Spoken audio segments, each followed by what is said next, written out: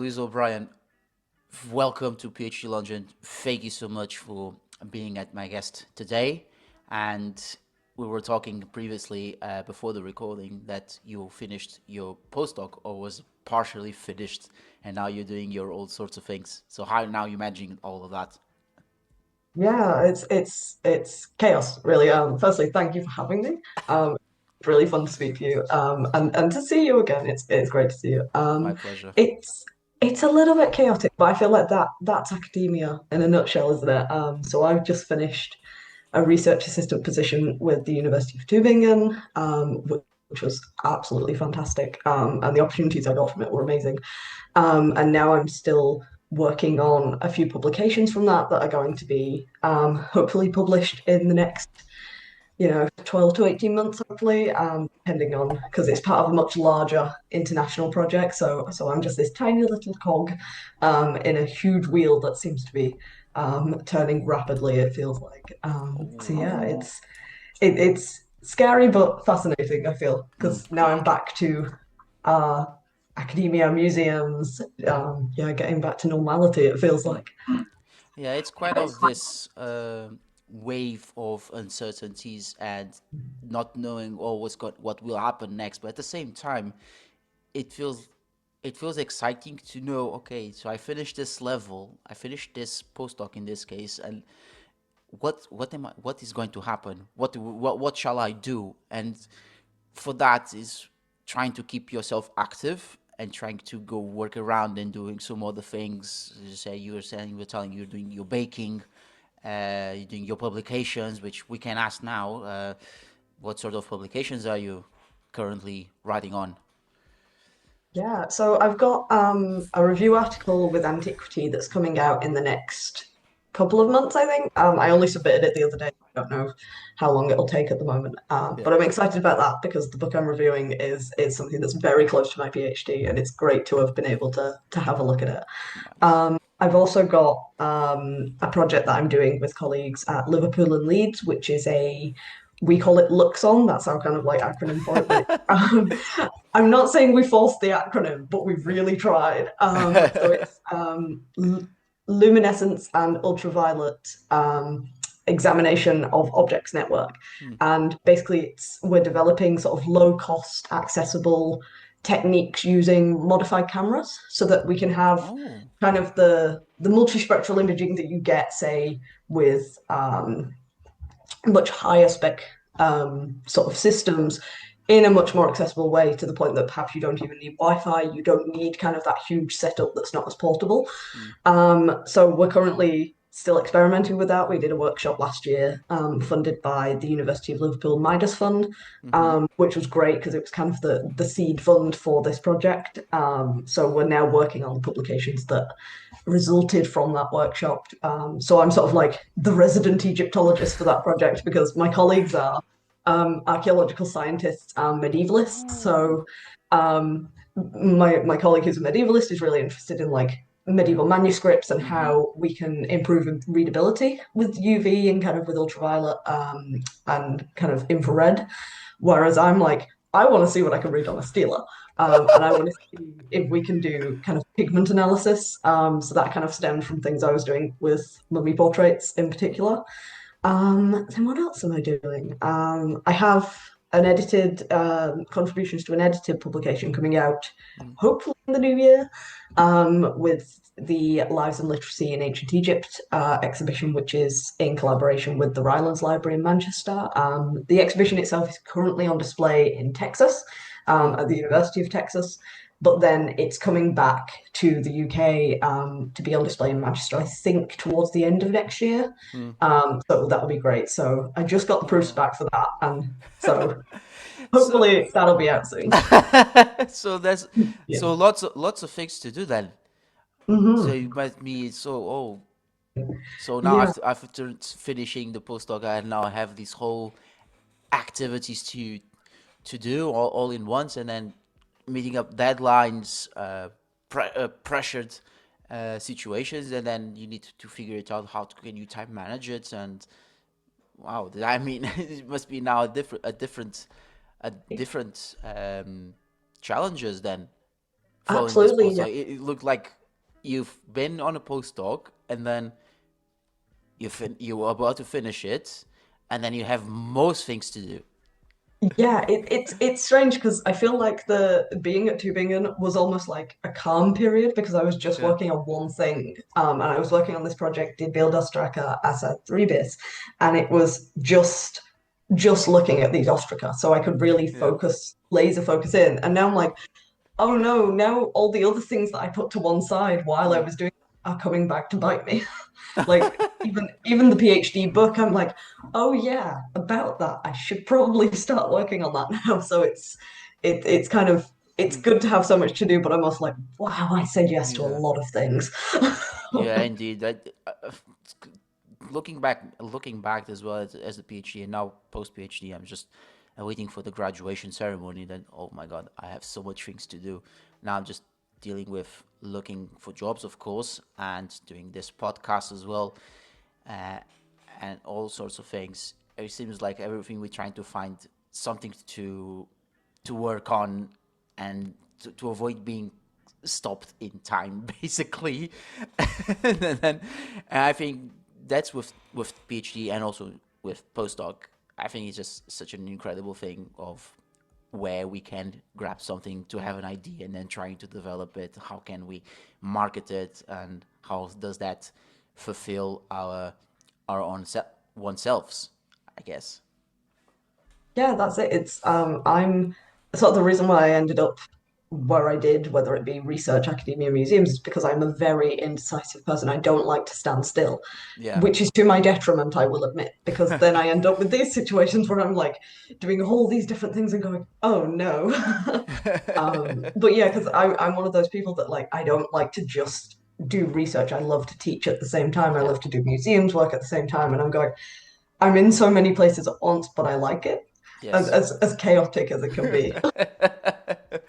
So another thing as well, Louise, because you said you're doing the publications and then you're doing these projects alongside with Leeds University. Does that coincide with the upcoming late antique and medieval conference happening actually at Leeds? Oh, the IMC? Yes. We were going to present. I have a couple of colleagues who are presenting at the IMC, but on separate projects, but they are the same colleagues. So we're kind of all in our respective fields Yes. doing multiple things and making those connections at the same time as also having sort of side hustle of we do multispectral imaging. So it's great because we have so many friends who are like, oh, I have these objects I really want looking at. Can Yeah. you do this? And we're like, hey, if you let us publish them, we're there, you know? So it's great when it comes to those connections because so many medievalists have manuscripts they can't read because they're just so damaged or because they're so old. So many archaeologists have objects that have pigment that we can't see with the naked eye, for example. So that's where I'm really interested, kind of those pigments that once you put them through the filters and through the technology, Yeah. suddenly it becomes technicolor. Yeah, I do believe that the whole thing, this wholesome, then becomes more of a technical side, and then we are, if we are not on the field, then we are not knowledgeable of what's this. We can may have just like a small percentage, but at the same time, not having the necessary academic training, then becomes even more hard, I'd say. I mean, that's what's so interesting about the project because I am not Yeah. a scientist in any shape Mm. or form, but Yeah. I know a decent amount about kind of pigment analysis just from my research because it sort of coincides. And what I see is there's a lot of times there is this disconnect between the technology and the interpretation. And I think there's an opportunity there to go, okay, we have the results. What do you do with them then? Because there's so many great results out there. And I'm sitting here as someone who's more of a historian going, Yeah. I can help you draw those connections. So it's really interesting. Oh well. And speaking of these projects and all of that, looking back to me and you, what we've done with the panel, and also when we've met each other at Liverpool with the conference, how did you how did you find it? Was the experience? What did you notice so differently, or maybe something that, oh, it's just another day at the office, don't know. I mean, track 2025 was so fun. It Yeah, was very much uh, we sort of put it together, not necessarily on a whim, but it was very much yeah, we have this opportunity to do something really fun. yeah, And I'm so glad it went so well because the panel, I think, spoke to both of our research interests. You know, it was called Beyond Binaries, and I think both of yeah, us really advocate for that in history and archaeology and Egyptology. yeah. And I mean, the panelists we got were amazing. Some of the panels were completely different to what I thought we might get, which was so fun because Mm-hmm. it really broadened our horizons, I feel. And it just shows how broad ranging that sort of theme of cultural interactions can be. It's Yeah. Rome, Egypt, Greece. It can go even further. Mm. Particularly when it comes to things like, I mean, we had one presenter who did about Ireland, and I was like, I've never thought about that. It was fascinating. Yeah. I do still remember a few of them. I might have even some of the notes in there. But kind of like this. Well, first it was the gaming style interaction, and we would go with shit. I'm being a kid again, and it's like going around Yeah. and it's like interacting with the other guests and climbing up stories through a virtual building, and it's just going roaming around and to find your own panel. The panel was amazing, was fine. I shouldn't say this, but there was instances whilst I was hosting and hearing, I was about to fall asleep. Not Oh, because the themes were so exciting, but standing here for 20 plus minutes, and then I'm about to sleep. I'm about to close my eyes, and it's, oh my god, I don't want to do this. And then there was this moment when I closed my eyes for a few seconds with a speaker about to finish, and then when the speaker finished, and I just woke up, it's oh fuck. I say, oh fuck. I fell asleep for a bit, and then I said, "Did I have any questions?" And all sorts of things that came out. I didn't have any single question to ask, but I'd say that the panel we've done was amazing. What we've built, and also it was great to know some people. But at the same time, I had this kind of feeling that I woke up so early, and then all of a sudden, this comfortable chair that I'm sitting right now gives me that sleeping time moment, and so so it was a bit embarrassing to me, but at the same time, it was a great panel. I think I've definitely had those feelings in You person did? conferences, especially when it's a long flight. Yeah. Oh gosh, I had a conference years ago where we had a 3 a.m. flight and so we got through the day and it was mainly just like an introductory like drinks reception and keynote. And I was like, should I go to the drinks reception? Well, I do want to see people and say Yeah. hello. So I was like, well, I can't go to the drinks reception without going to the keynote. And I remember sitting there going, this is so interesting, but my body was like, you have been awake too long. And I was like, Yeah. I should have taken a nap in the afternoon or something because I was like, I really don't want to be that person who's sitting there completely flagging. Yeah. But I was like, just get me to the drinks reception. I'll find something with sugar in it. I will get my second wind. But it was because it was a really warm, it was the middle of summer as well. So when it's so Mm. warm, you're just sitting there Yeah. going, lovely, I'm too comfortable. Like I need to move around because they've done too good of a job here because I don't want to move now. But that was that in Tübingen, or was it somewhere else? Oh, I think it might have been in Switzerland. Oh But my god. it was so early, and I love international conferences, but Mm. I'm not a morning person. So if Mm. I have a flight at 3 a.m. or 6 a.m., I'm like, no, please. Like I will Oh. always take the 1 p.m. flight over the 8 a.m. Yeah. I mean, so it's reasonable to say, but like a flight at 3 a.m. I never thought about that. I only know about 8, 6, 7 a.m. So I had also took one before, back to my home country when I was admitted to my masters, and then I flew from Berlin. I stopped in Belgium and I slept there, and then going Oh, back to Faro. Yeah, it took me quite a while, so I had to sleep. I slept to sleep over oh my gosh. overnight. Yeah, the chairs were uncomfortable, but I need to find something. I need to find some uh, chairs that didn't have any arms. and it was Ah, spacious. So, but luckily I found something anyway. yeah, yeah. I had that in Egypt recently when I was on site. Honestly, best experience ever. Because I'd never been to Egypt, so it was like my first time. Oh, But right. my flight had been delayed at Manchester. Which everything Manchester Airport, Yeah. it's not great. Um, and so there was one flight a day, and I was going from Manchester to Cairo, and then from Cairo to Luxor, and the Luxor flight was the last flight of the day Oh. because it was such a long flight from Cairo to Cairo, Yeah. and they were like. They were very much like, okay, we may be delayed by 3 hours, but you're going to make this flight. And I was sitting there going, there's not a chance in hell I'm making this flight. I missed this flight by 20 minutes. It was so close. So I ended up Wow. stuck in Cairo airport for I think six. Well, I ended up they gave me a hotel, but I was only in the hotel for 2 hours because my next flight was at 5. So I had Mm-hmm. to be back at the hotel like 3 hours later. I don't think I slept for about 36 hours because then I got to like I was going to the site, so there was just not time to nap. Yeah. And I remember thinking, I'm not cut out for that much sleep deprivation. Because I was very much like, this is me. I didn't want to miss anything because it Yeah. was my first time. I was like, I want to see everything. I want to like finally see this place I've studied for so long. But I remember thinking, I need the sleep. Like Yeah. I was running on fumes. So that also happened uh, during when you went to Egypt. That also happened when you had to fall asleep in the midst of an event. Okay. No, luckily that was I was going to the dig site in Athribis, so luckily Uh-huh. that wasn't an event. But I remember thinking, like the lack of sleep that I was having. I was thinking, I don't know how I'm going to get up at 6 in the morning the next day to start work. Somehow Yeah. I managed it. I mean, luckily when I arrived, Mm. the day off was basically 2 days after I'd arrived, so I basically just slept all day on our day off and did not move.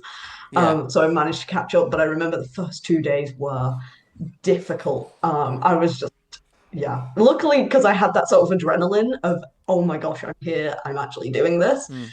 But if it hadn't been for that, I was like, I don't know how I managed it.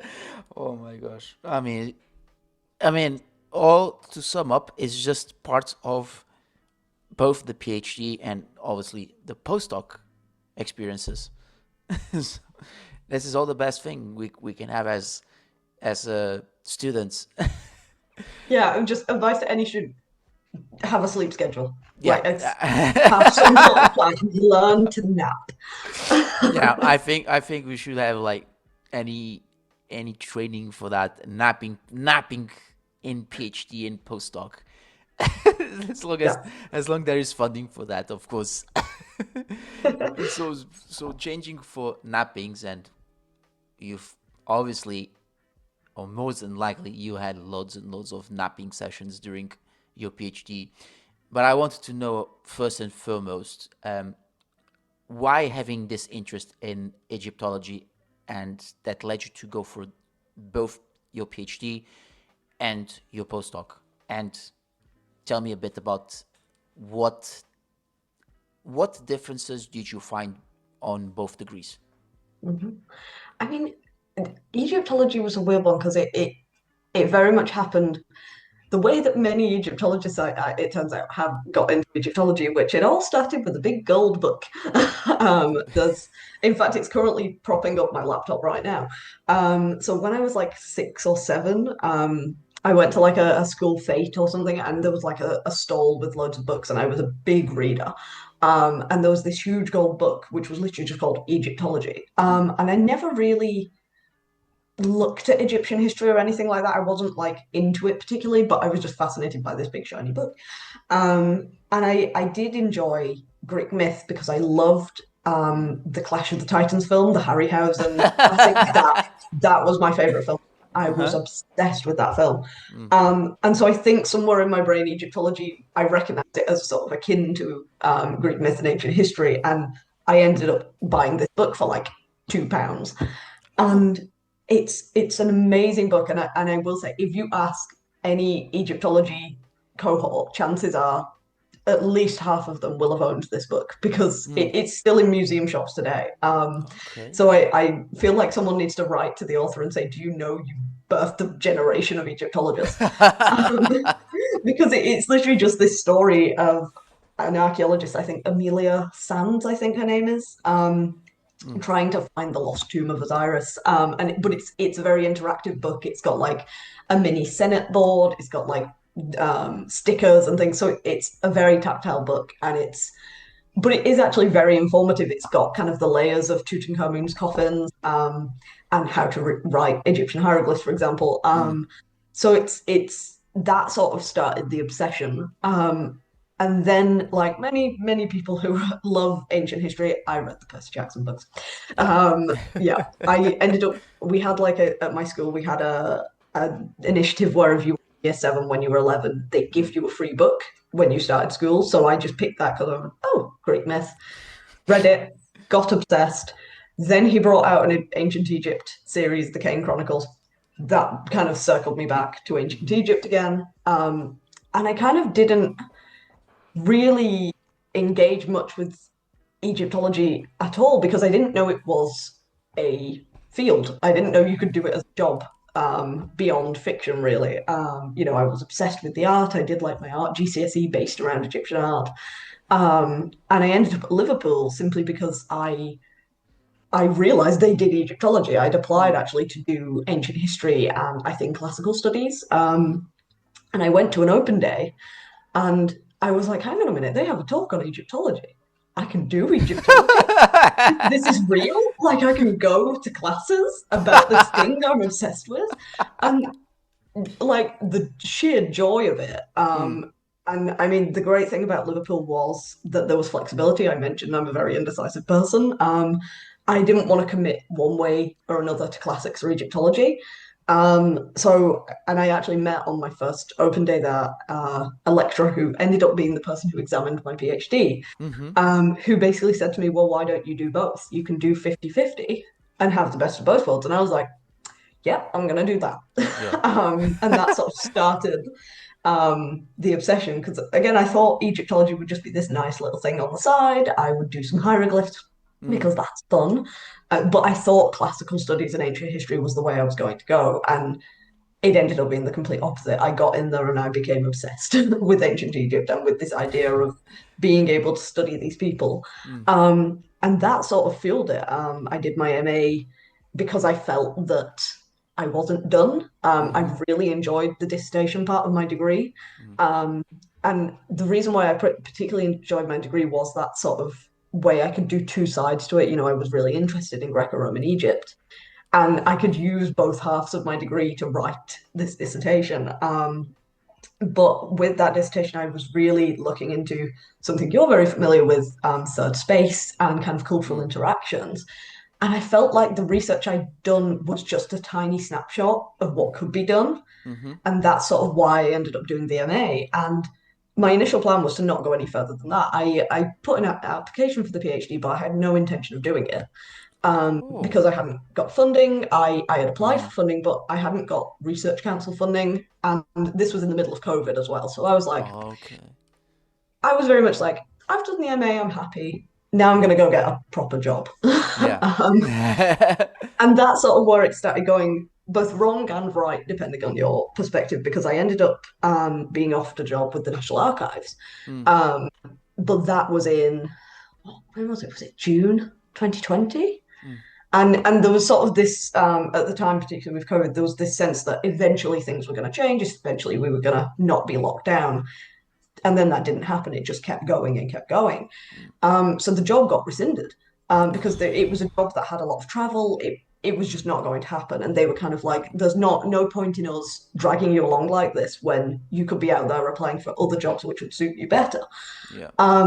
But the day after that happened, I got an email saying I have full funding for my PhD, Oh, wow. which was, now that I look at it, I'm like, that's insane. Like one door closes, another one opens, quite literally. Um, and so I kind of was like, well, why not? I've nothing to lose. I'm not leaving the house. For So I being was like, for being yeah, unsure to not expecting that you would get into the PhD without any funding, and then on a shift of winds, then the funding just came up after and after looking for jobs, basically. And you Ah, having something that it was already r- almost ready, so to speak, and then you had this change, and then okay, yeah, now and wow. yeah, and I'm not a superstitious person, but I Mm, am a believer in if mm, it's meant to be, it will happen. So sure. I'm not one of those people like I wasn't massively upset about the fact that the job had fallen through because I was like, if it's not meant to be, it's not meant to be. But then for, less Mm. than 24 hours later to then get this email going, hey, do you want 3 years of funding? And I'm going, well, I'm maybe it's meant to be. yeah. Well, I say, wait, I'm getting funded, so why not? I can do many things with Exactly. with the funding. Yeah, exactly. And I was kind of because I was still doing the MA at that point because it was June 2020 and my MA finished. So I loved lockdown in the summer of 2020 because I Mm. just wrote the dissertation and Yeah. didn't leave the house. It was great. Um, but I was coming to an end of the MA kind of Mm. in I think it was end of September. And the offer for the PhD was the end of September. It was like the beginning of October.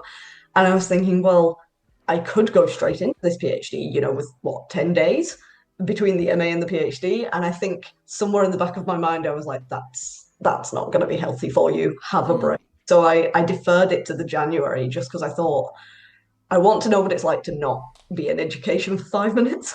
Um, I feel like I needed time to do other things, even if it was just like write publications that might not never get published or do hobbies because Yeah. hobbies were not a thing at that point. And that's sort of when the baking started because I was like, oh my gosh, I have time to do things and to be normal. And I ended up working for a museum in Preston as a social media manager for a bit. Mm. And it was nice to just have like a normal job, like Yeah. to just have that moment of this is what it's like. It's not Mm. constant. Like having just set hours to work was great, Mm. because you know how it is. You're thinking 24/7. Yeah. And then going into something that was a bit more normal, even if it was sort of academia adjacent, it was great to just be like, oh, I'm only thinking about one thing between these hours, and that's Mm. it. So that was very novel. And then I jumped straight back into a PhD. So we're going back with the differences between. We're going to later for the differences between your postdoc and your PhD. But I want to ask this one. What was the first thing you've done in your first year of your PhD when you got the funding?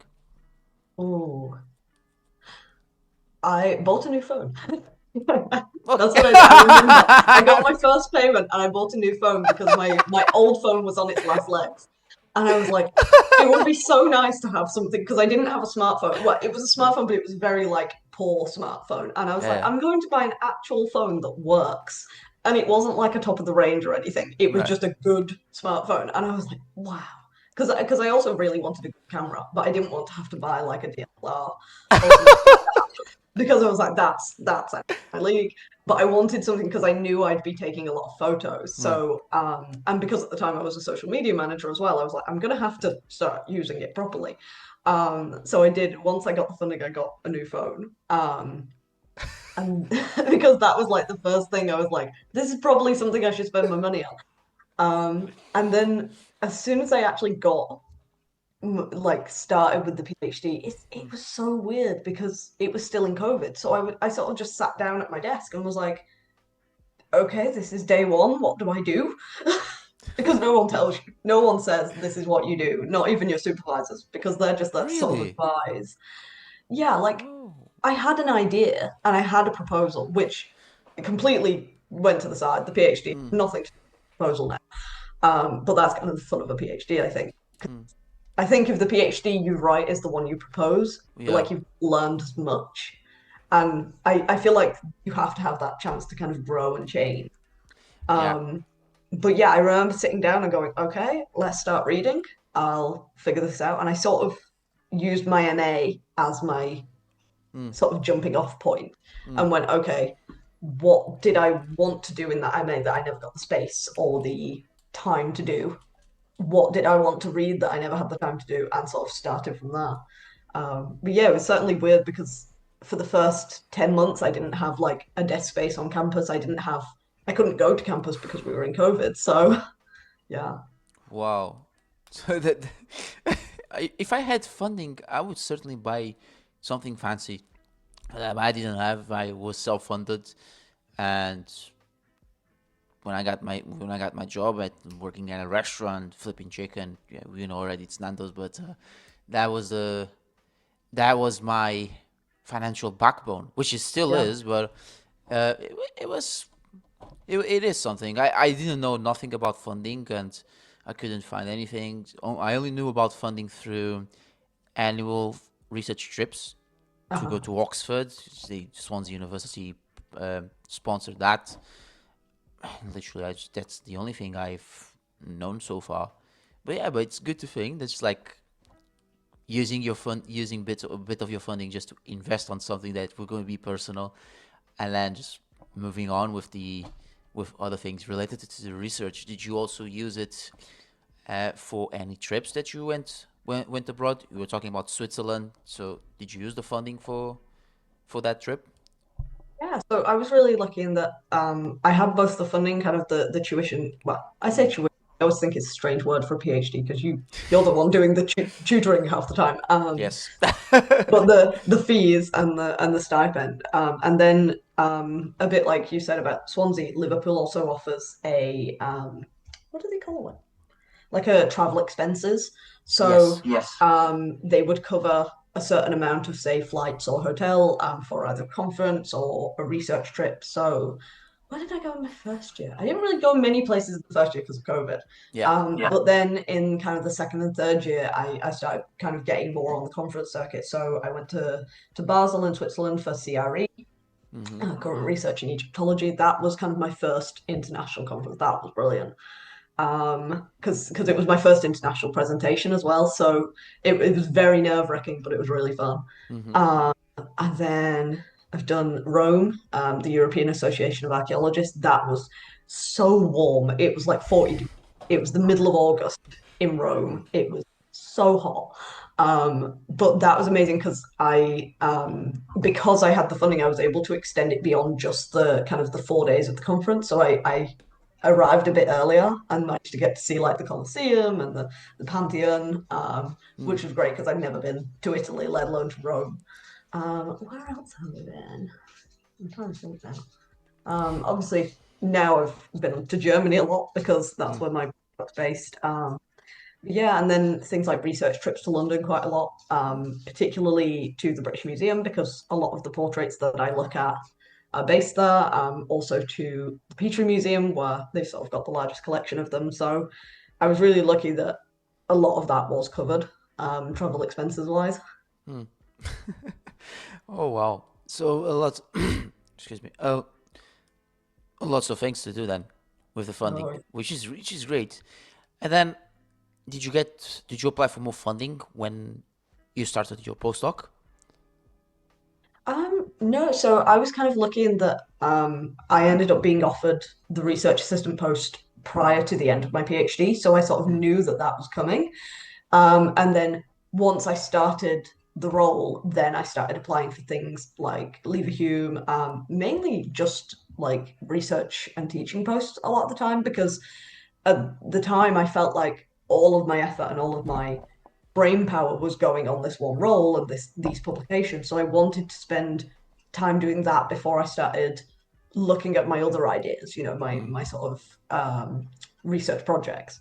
So I'm still sort of they're not on the back burner now. I'm finally kind of getting back round to them. So Mm. it's nice to be like I have time for ideas again. That's what it feels like. Mm. I see. So and the postdoc is around the same subject as you said previously, the one as your PhD. So in this case, what differences did you find between PhD and postdoc? Well, so the research assistant post was actually on it's kind of interesting because it's sort of similar but different. So my PhD was on mummy portraits, Mm. thinking about how um, hybrid art and syncretic art Mm. is conceptualized, but also how we can figure out who these people were because a lot of the time they have no context because of various colonial archaeologists.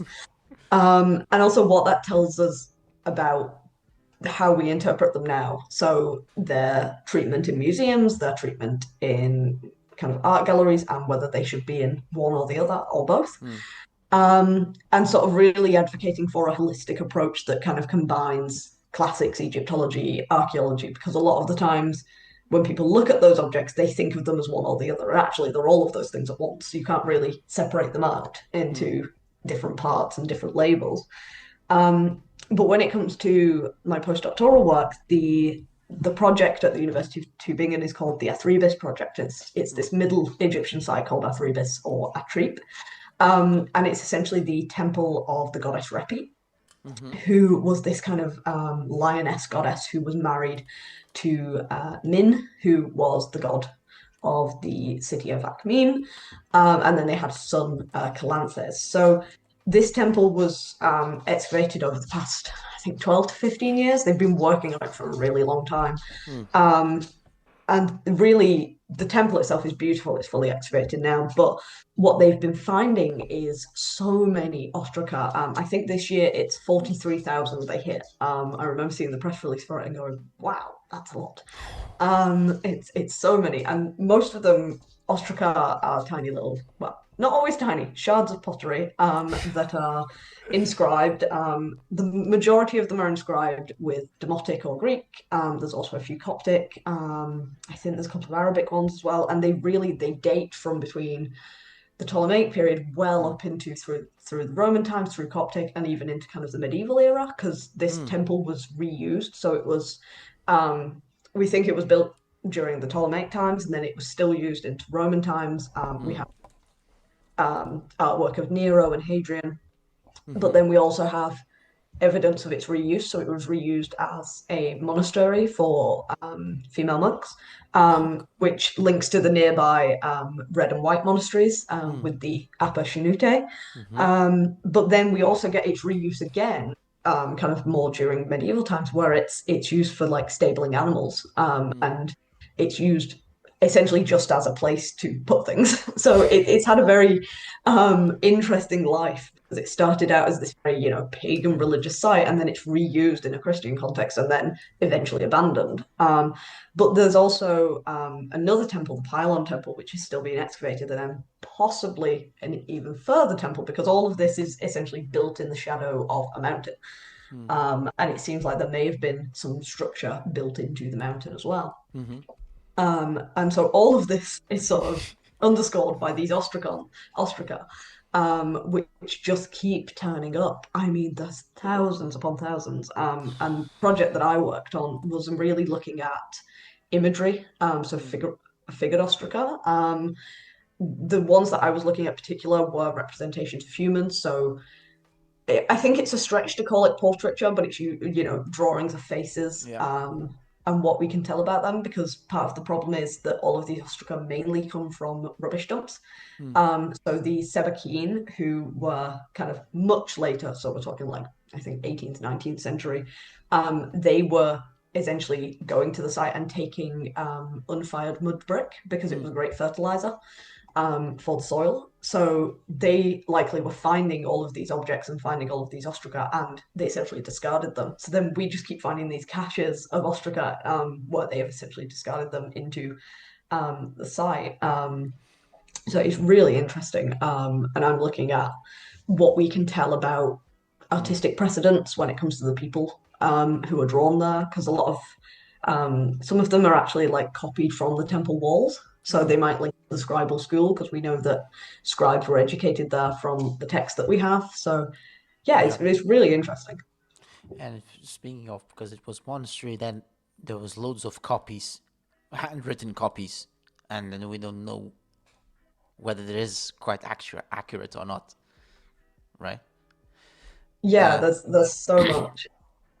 but it is fascinating, which because you told me you explore particularly Roman Egyptian portraiture, but it's so fascinating at the same time.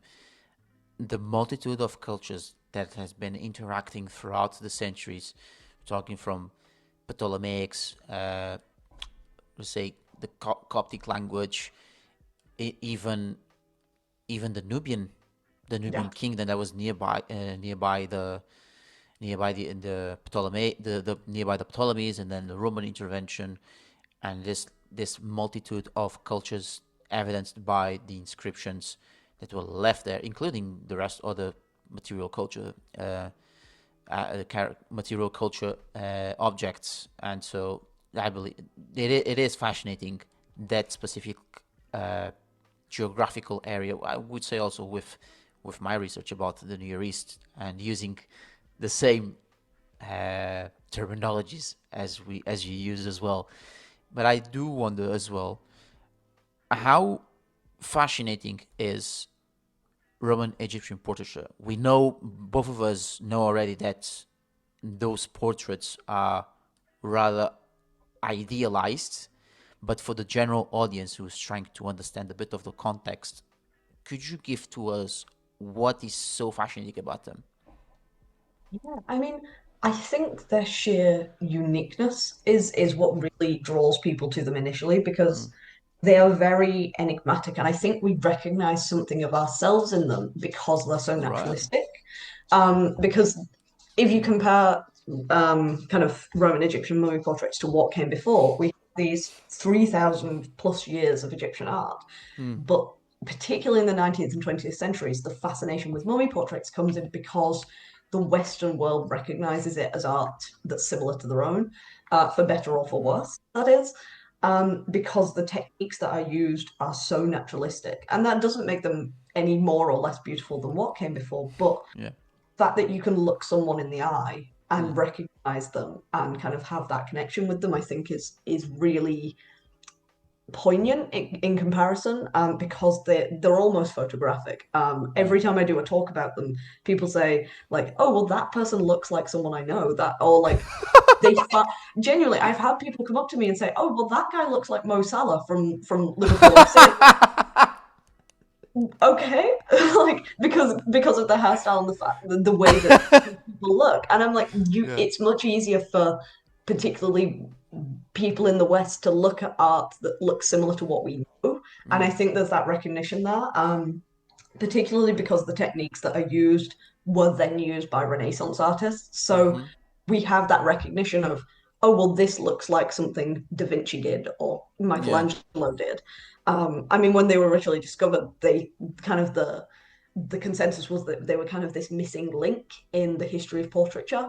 I'm not entirely convinced by that, but Yeah. there is that recognition there.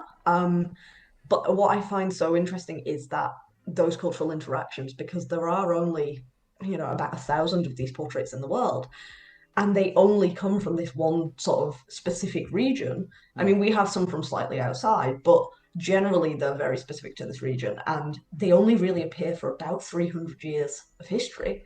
So it's like, what is going on in this region that's so culturally significant, whether it be the artistic techniques, the materials available? There's this like perfect storm that's happening in the Fayoum, that creates this environment that these people are able to do this. And I have my own theories about why they did it, but there's clearly that element of personal choice. People are choosing to be depicted in this way, despite the fact that you could have a plethora of different sort of commemoration methods. So it's a very poignant way of being remembered, I think, particularly because there's that sort of link to immortality and the idea that you don't die a second death if Yeah. you are remembered forever. I mean, it kind of it makes a good point, Louise, because if you see like the way how they wanted to portray themselves, and say this sense of immortality through a pictorial depiction, right?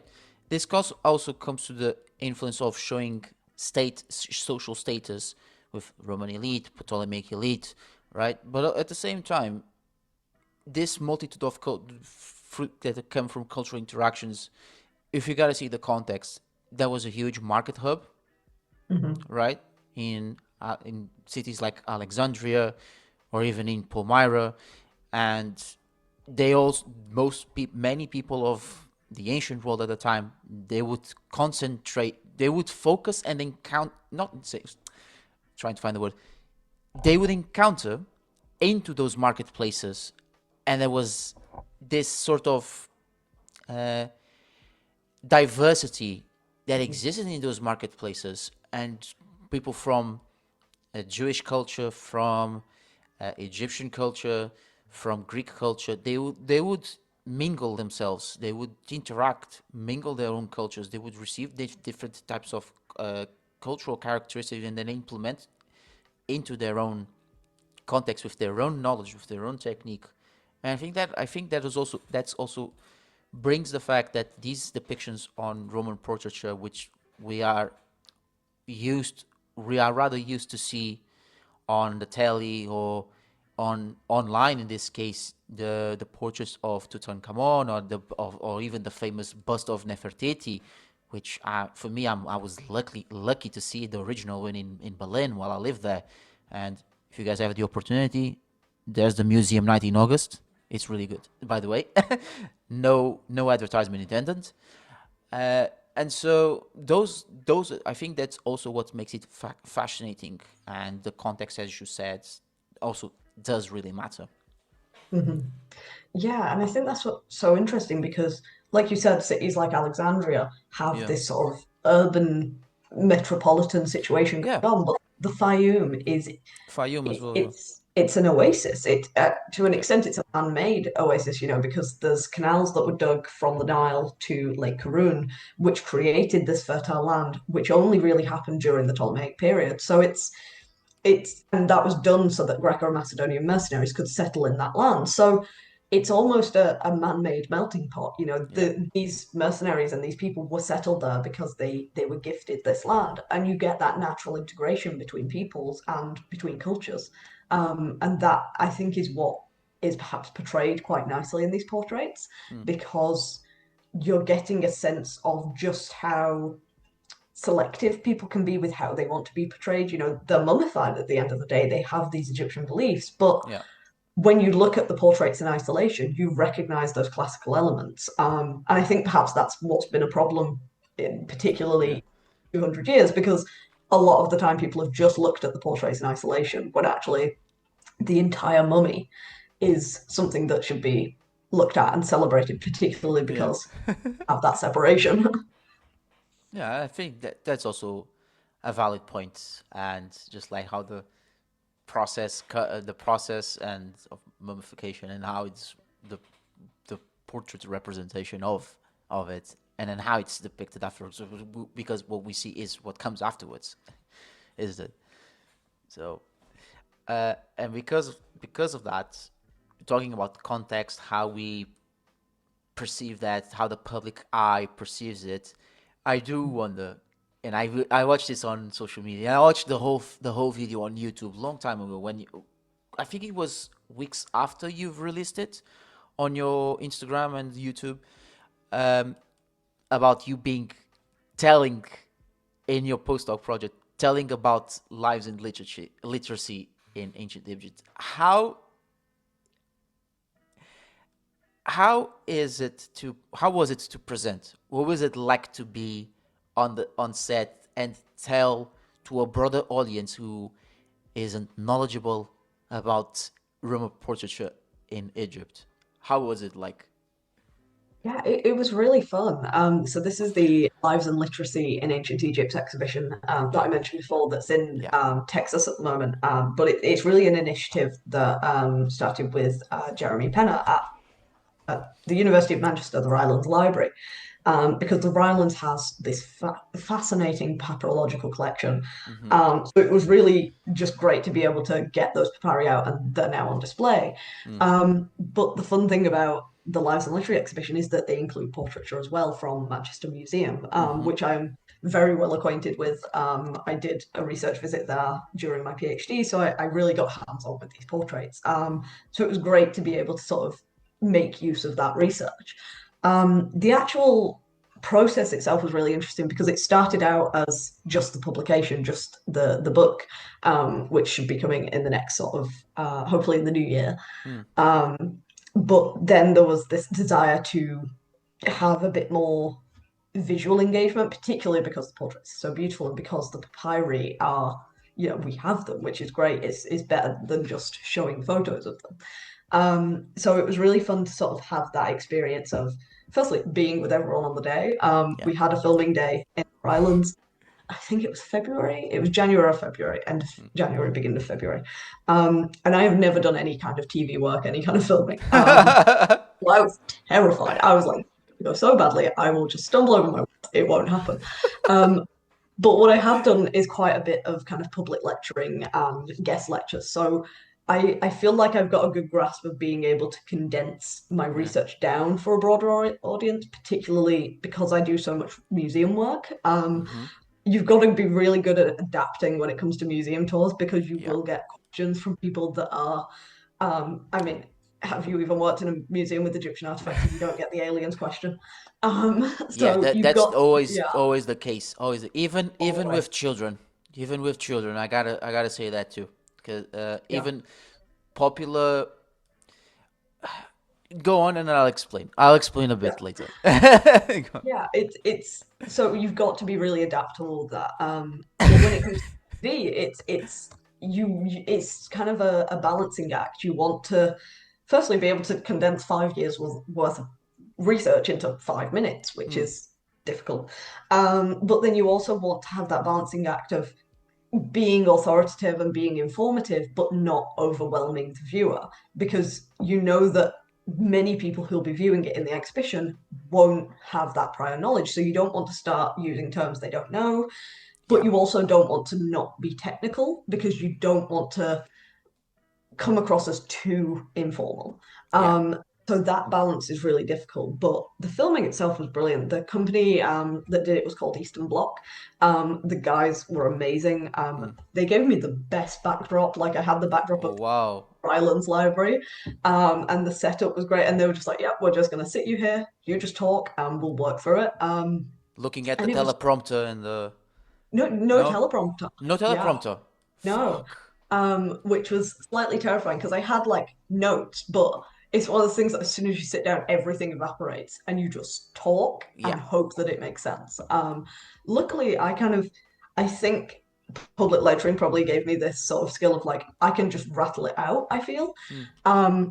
And it was kind of a blur. I was just like, okay, go. And then they're like, yeah, that's great. I was like, oh, I made sense. And they were like, yeah, we'll do another take just in case, but like, don't worry. I was like, oh, amazing. Because yeah, I felt like I built it up quite a lot in my mind, and then I did it. I was like, oh, this is actually really enjoyable. Yeah, they Um, would then they will be able to edit. So how many attempts did you have? oh, only two, Only which two was, attempts. and yeah, That's perfect. I know. I was like, oh, I'm gonna need at least like because they allocated like half an hour, 45 minutes per person. I was like, I'm Mm, all of this time. Like it's gonna yeah. be touch and go. And because I was one of the only people who didn't have the objects with me, Mm-hmm. because of course the portraits are in Manchester Museum and we were at the Royal Islands Library. So I was having to remember what these portraits look like and go, okay, well she wears a emerald necklace, or at least what we think is an emerald necklace. And I was kind of once I hit the key points, I was like, I know I know my descriptors and then really get into the context. But yeah, it was really fun. Oh, nice. I think even on that time frame, you get so pressured, and it's okay. I need to nail this. So you nearly done. You nailed it at a second try, and so that is really impressive. But I mean, being on the set and then just sharing what you know, sharing your knowledge is so amazing. But at the same time, as you said it right. You have to have that balance, and maybe adding a bit of recreational skills, representational skills. Sorry, um, to disseminate your knowledge College. Mhm. appropriately to a certain audience, and the skill know your audience, you'll develop that during your PhD. And even if you had public speaking, um, public public speaking events before, during your undergraduate, during your masters, I mean, in events in the sense of, oh, you have to do an oral presentation to the whole class, and you talk about this specific portrait of Agrippina in Roman Egypt, and then you have to present that. And I think that's a great skill that you'll develop as arts and humanities students. But at the same time, as well using those representational skills to talk about that certain aspect towards children, teenagers, adults. It's so fascinating. I was saying I wanted to also to give that because you spoke about aliens, and I had that as well. But I had this one. It was so funny because I thought it was for primary school children, and this was during my time as a volunteer guide tour at a Roman site in Portugal, and we had to look at the tapestry, the mosaic tapestry of a hallway of the Dominus. And then one, I asked them, so what shapes do you see here? Like rectangle, rhombuses, triangle, etc. And then one of them just out of the blue said, "Oh, I see a Renault here." You mean as in the Renault, the symbol car, the Uh-huh. symbol, right? And I burst out in I didn't want to break character, but I just had a bit of a laugh, and it's just pointing out Renault. And interestingly, the children saw a Fiat behind them, Uh, and then okay, there's a Roman car too. So, oh my god, Amazing. it's so funny that time was a long time ago. It's I mean it's now you spoke about that, just remember that as looking back. Yeah, fun memories. And but as you said, is that type of skill, know your audience, is so important when speaking about history, ancient Yeah. history in particular, when there's a lot of conspiracy theories around, Oh yeah. aliens, uh, false narratives, fake news, Mm. misinformation. Is that they there's this amplification where the brain just of untrained people in ancient history absorbs. I mean, it's interesting as well how you say untrained because I found, particularly with my research on the portraits, that Mm, also there's, in the history of the portraits at least, there's also this history of people co-opting them for their own purposes. So yeah. particularly in it's a little bit dark, but in the 1930s and 40s, the portraits were used to perpetuate extreme anti-Semitism because essentially you had so-called culture historians, kind of people who were working for German politicians at the time, who Yeah. were essentially trying to prove certain things about race and certain things about Mm, ethnicity and um, essentially just justify their extreme views using archaeology, but misusing archaeology. And I think that's something that resonates still because there is in certain fields, particularly when you say about conspiracy theories and everything, people are still misusing yeah. aspects of history and aspects of historical artifacts, Mm, often for their own views, or even if it's just to get clicks and likes, you know? yeah. Mostly attention. Yeah. Yeah. Yeah. That's true.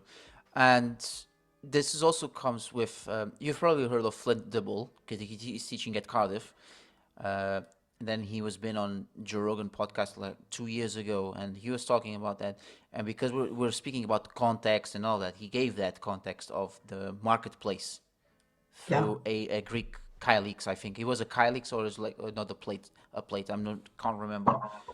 Uh, but yeah, it's just again just telling about that and bring awareness and also Hmm. the reason how this inheritance of alienship or conspiracy theories getting into pop culture and saying something 1,000 times it and it becomes true.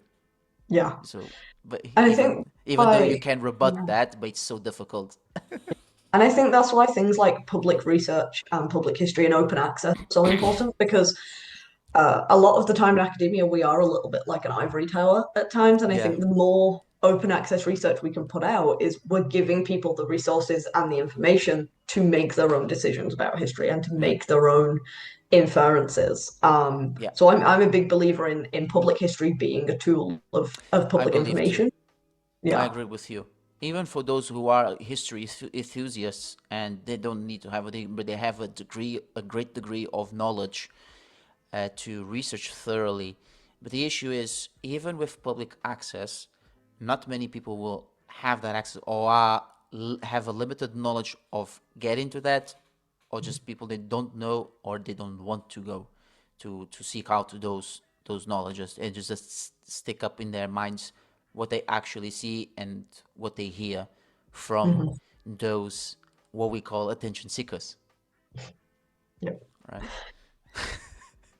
So uh, then what happened afterwards when you did the setting?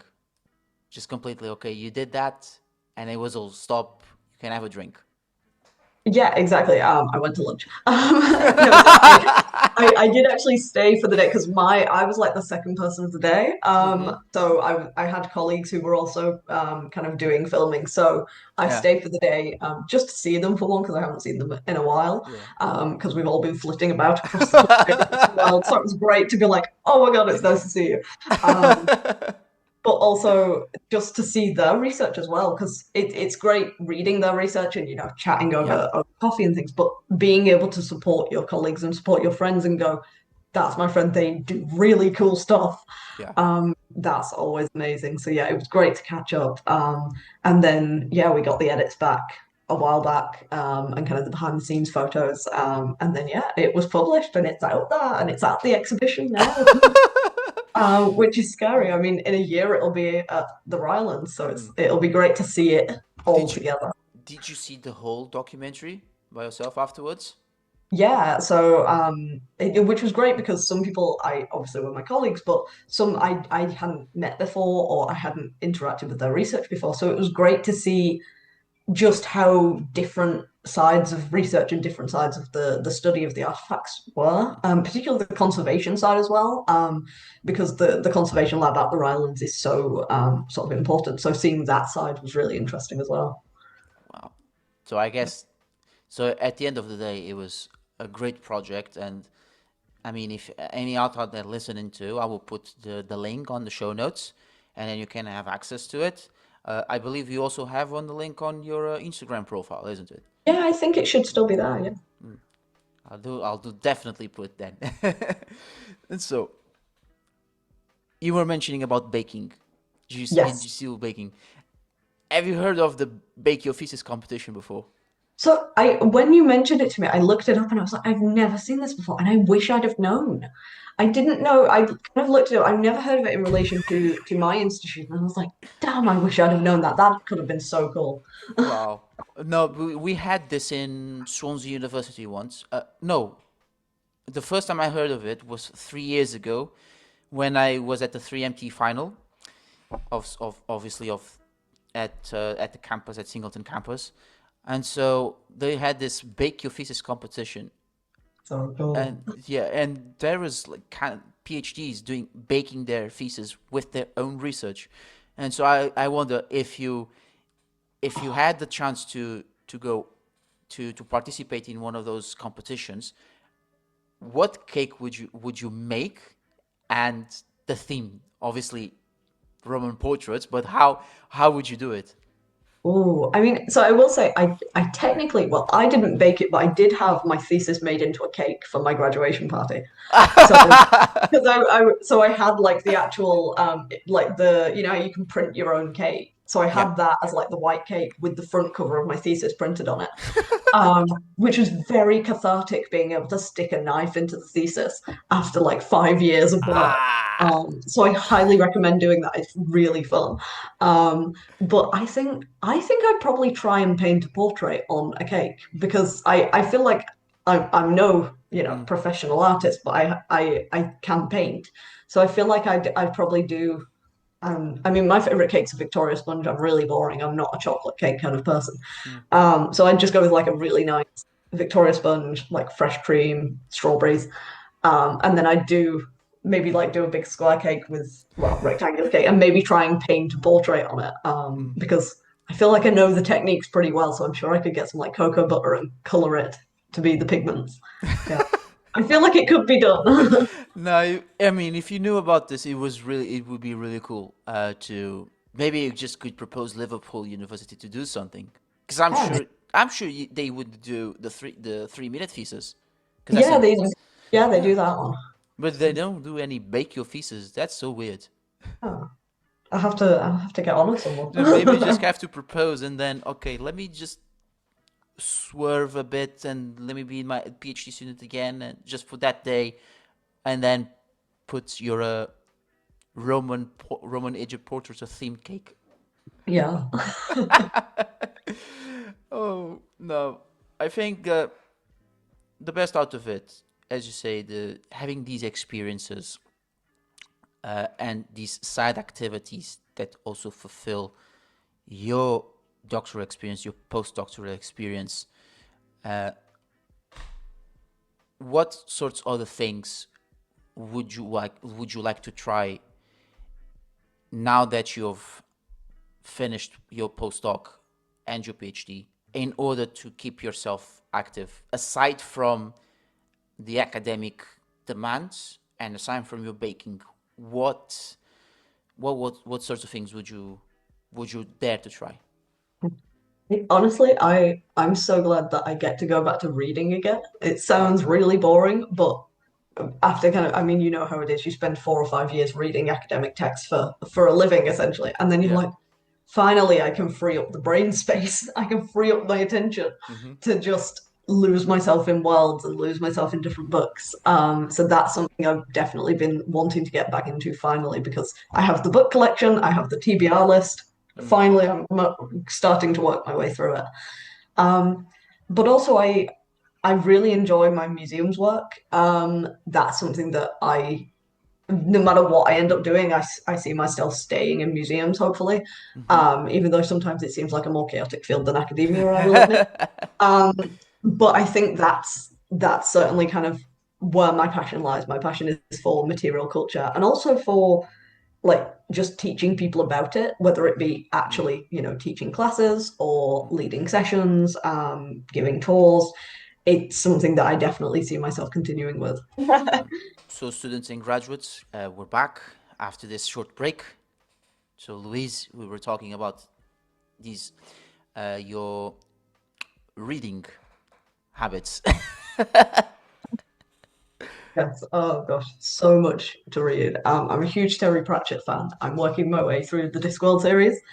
Mm-hmm. Also huge Agatha Christie fan. Love a crime novel. Yeah. Oh, shout Yeah. out!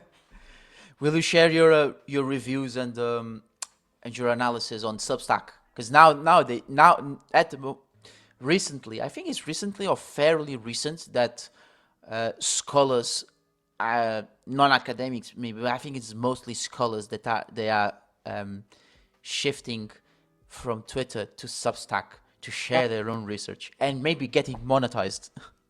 Maybe. Yeah. I have sort of been toying with the idea for a while. Mm-hmm. I think because I've been like wearing so many hats and doing so much different stuff. Yeah. But now that I have time, I might start actually getting back to sharing the research because it is just sitting there at the Mm. moment, and I need to start editing and get it back into shape and Yeah. into a format that I want it to. So yeah, it's something I'm playing with at the moment.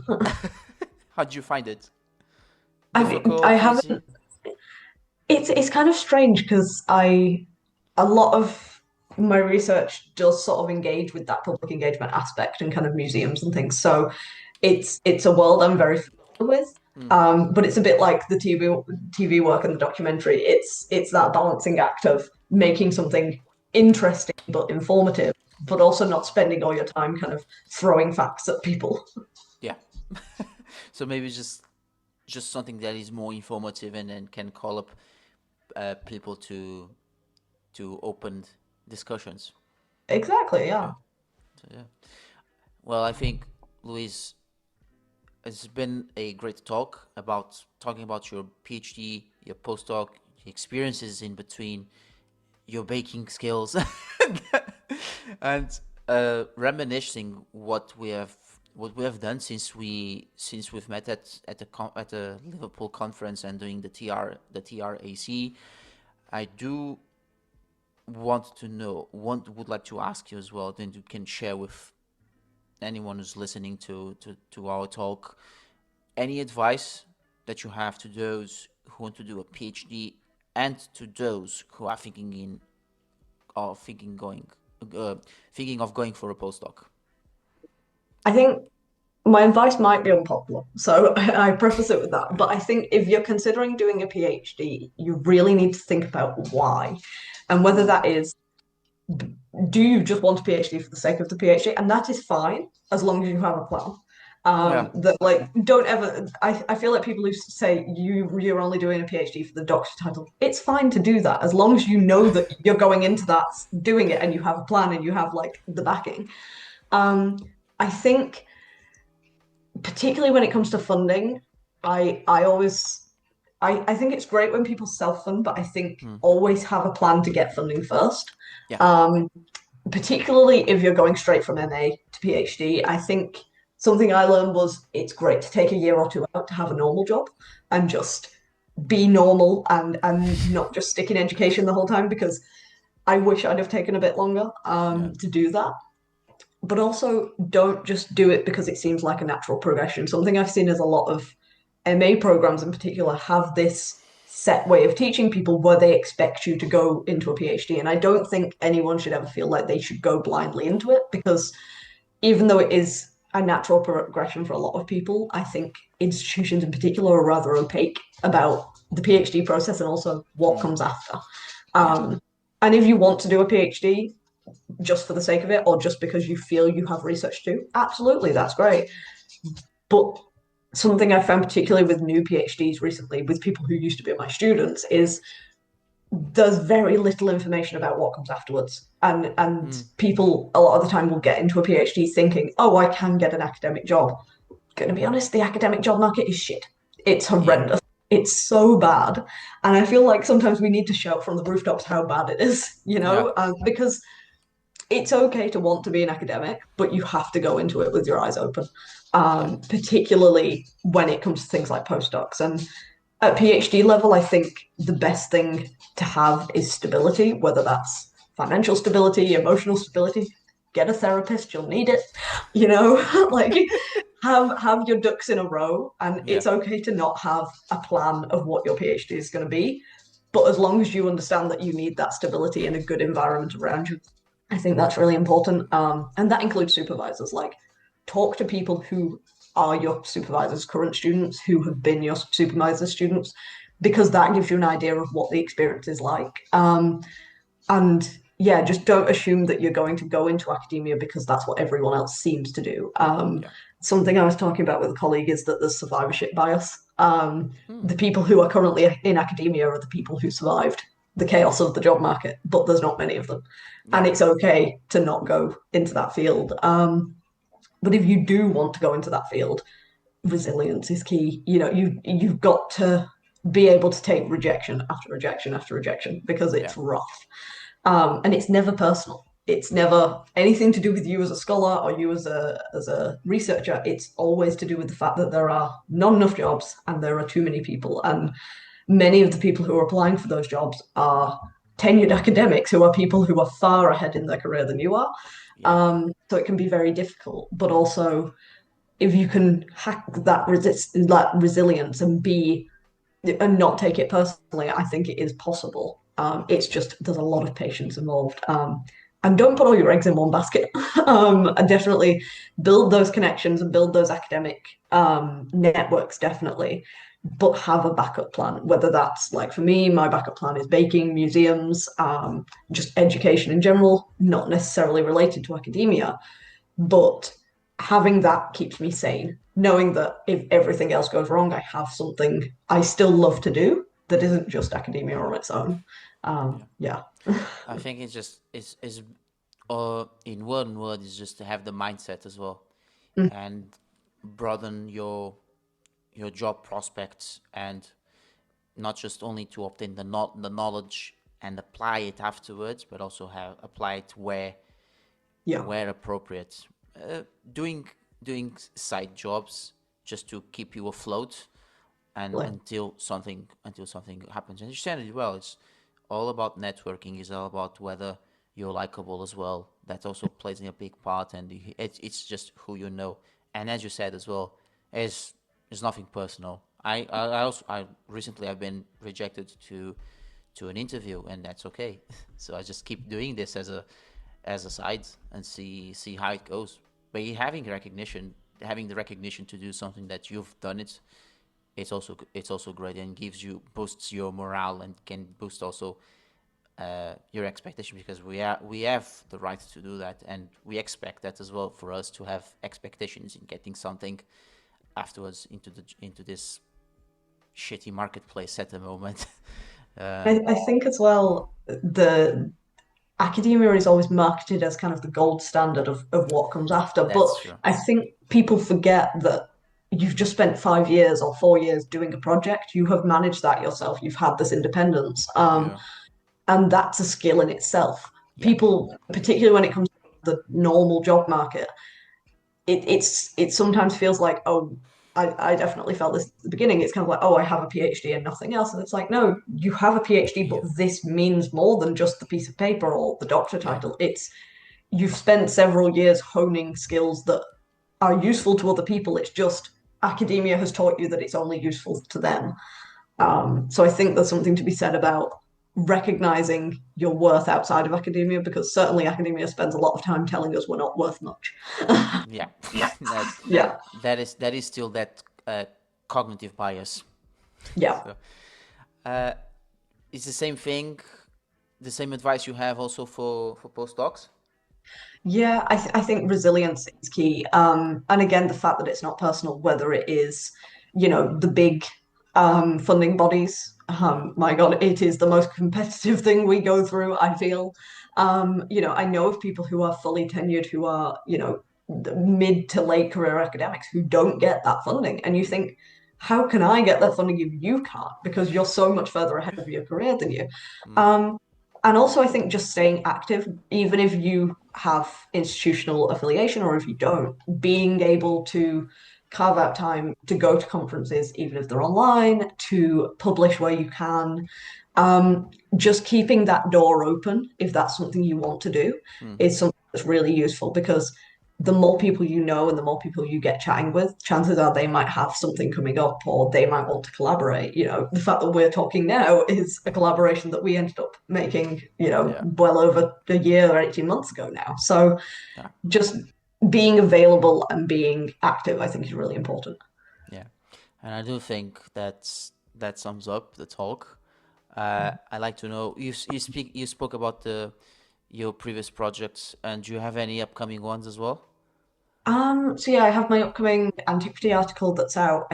Yeah. I think it's the July or the August issue. I'm not quite sure. Mm-hmm. Got the Lives and Literacy chapters that are coming out in the new year. Luxon will eventually have its publications out. We're just finalizing them now, so we're hoping to submit them in the next month or two. And yeah, that's me at the moment. Any other upcoming cakes you're also doing? I'm actually I am baking a birthday cake this weekend. And this will go out after his birthday, so it's fine. But it's a surprise birthday cake for a friend that I'm baking over the weekend. Okay. Also, before we wrap up, you're looking for the World Cup. Oh, I am, but I don't know who I'm supporting because I know I should support England, I know but I you. really want the Scots to do well.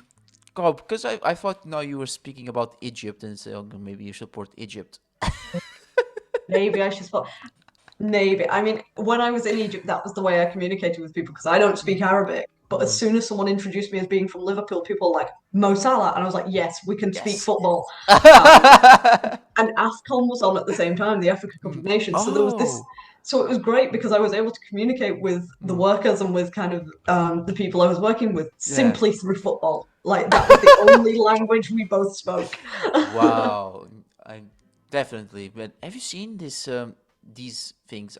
I know I'm going to release the talk and when the World Cup has already started, but there's been like such many news about people getting banned from entering the US, and including Canada. I've seen as well, uh, people getting re- um, having checkups, Yeah. you know. But obviously, there's a lot of things going on. This and so much drama Oh, yeah. around it. I suspect it's only going to get more dramatic. Yes, so such a thing. Well, it's it's the US anyhow anyway. But where then? Where can the listeners follow your work and contact you then? So I am Egyptologist on most social media. So it's Mm, Egypto dash or underscore depending on the social media. Lou and then dash or underscore gist. mm, On Blue Sky, LinkedIn, not LinkedIn, sorry. Um, X, although I don't really use it much, I will admit. Instagram. mm. Where else am I? Think that's most places. Um, yeah, so that's my little social hub, and eventually there will be some sort of blog or Substack situation coming when I get the time and attention to do so. And I think I'll make sure to put all your socials and including Thank your bio you. on the show notes. And Louise, I mean, it was amazing talk, and it's great to Yeah. see you again. And I mean, if you want to do another one, we can have another one. Schedule it soon, and like talking about any updates and more stuff about your PhD and your postdoc uh, that you might have missed, and then we just didn't remember. Just maybe having another talk soon, but it would be great to have another one soon as well That's the if you're up for frustrating it. thing because so much of the Tübingen work is embargoed because it's so new. So Oh I'm like, I can tell you about the site, but I can't tell you specifically what I'm doing because we haven't published it yet. And I'm like, yeah. it's really cool, but I can't say anything, and I can just tell you what's already available. It's like, it's yeah. Oh, but we'll do another one when everything become when is the embargo? When does the embargo last? I genuinely don't know because we've got to publish Mm. the book. So we're Okay. publishing a catalogue of all of the ostraca up Mm. to a point because we keep finding more. And then there's going to be a book, an edited book with like interpretation of it. But I have no idea when that's going to happen as of yet. So who knows? Oh well, but when everything gets published, then we shall do another one then. Amazing. All right, Luis. So thank you so much for You. the great talk we had, and for the students and graduates out there tuning in. Thank you all for tuning in, and it's been a pleasure.